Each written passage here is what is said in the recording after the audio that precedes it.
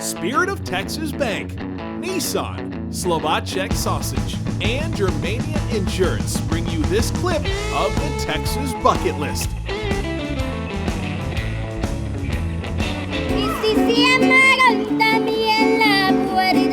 Howdy, and welcome to the Texas Bucket List, the show dedicated to everything there is to see, do, and experience in the Lone Star State.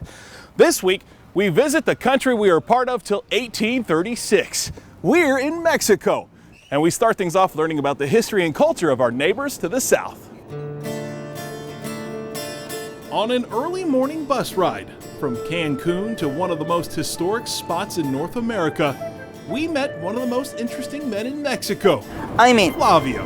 When Cristobal Columbus touched America, October 12 to 1492, already the Mayan culture disappeared. His reputation as one of the most colorful tour guides in the Yucatan is renowned, thanks to a lineage that's been around as long as the last pyramids of Egypt.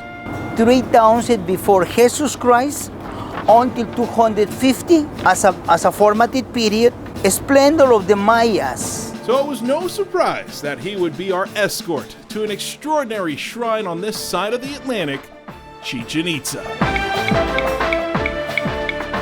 But before we got a lesson on the history of our south of the border buddies, we stopped by a watering hole that made life in this part of the world possible.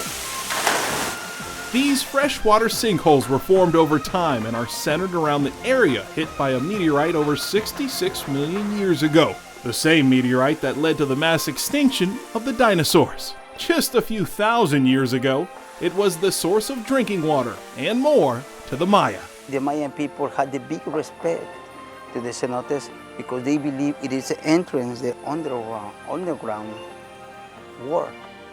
Today, it's a swimming hole for those on their way to Chichen Itza, but its incredible beauty fills your imagination of what life was like for the ancient people. From here, we headed to a stop that should be on everyone's bucket list, considering it's one of the new 7 wonders of the world. Mayan culture, it is one of the most important cultures, and the people are able to see here.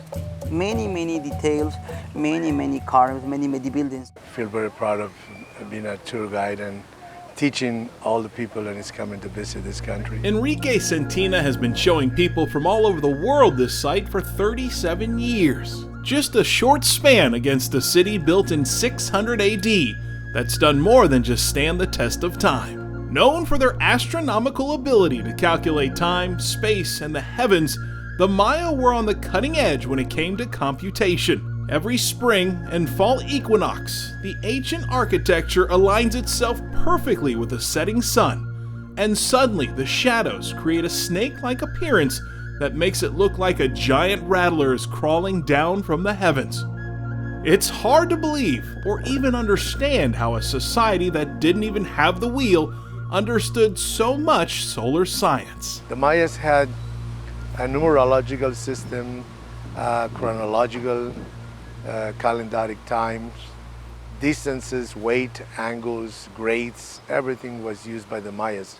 Unfortunately, some of these writings were destroyed in the 1600s. With the arrival of the Spaniards, Maya culture eclipsed, but if you look close enough, it's still around in the people and their heritage. The people around here feel very proud. They were geniuses, as far as inventing various calendars and their culture and their sacrifices. Very interesting culture.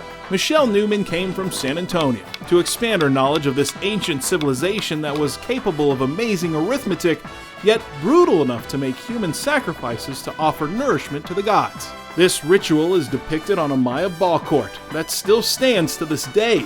You see, instead of a championship ring, the winners of this match got the honor of being those sacrifices.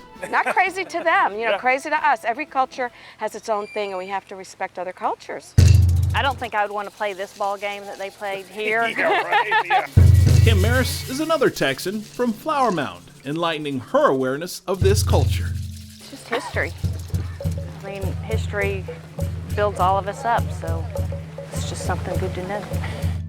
It is so much history around here. After our visit to Chichen Itza, Flavio took us to the town of Valladolid. With a population around 50,000, you see the New World influence on the town. But the people still carry the blood of their ancient ancestors that came to this part of the world through Texas, well before it was the state we cherish today. The Maya people here, they still have the feeling, they still have the old traditions and the old customs. They still have the different celebrations all year round. What we show to the people, it is just a little portion to the real Chichen Itza. It's just real, you know?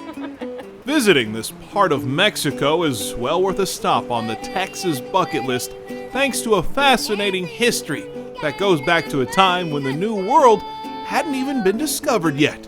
It's a beautiful destination with a beautiful civilization, all right in our backyard. We would like to know our origins, our background, and the beauty and the knowledge of these people, the level of consciousness that they develop. It's something that is really open our mind of how they did this, how they built it, and when they did it, and how they did it. And just imagine and guessing how many people took the time to build these temples. Mexico is our neighbor, and you know, a lot of the Mexican people that live in San Antonio have mixed blood. You know, a lot of them are part Spanish, part Mayan Indian, so it's quite a mixture, and we gain understanding of their culture and what's important to them, and through understanding other cultures, people get along better and respect each other. Before you die, you had to come to Chichen Itza to discover all these Mayan war amigos.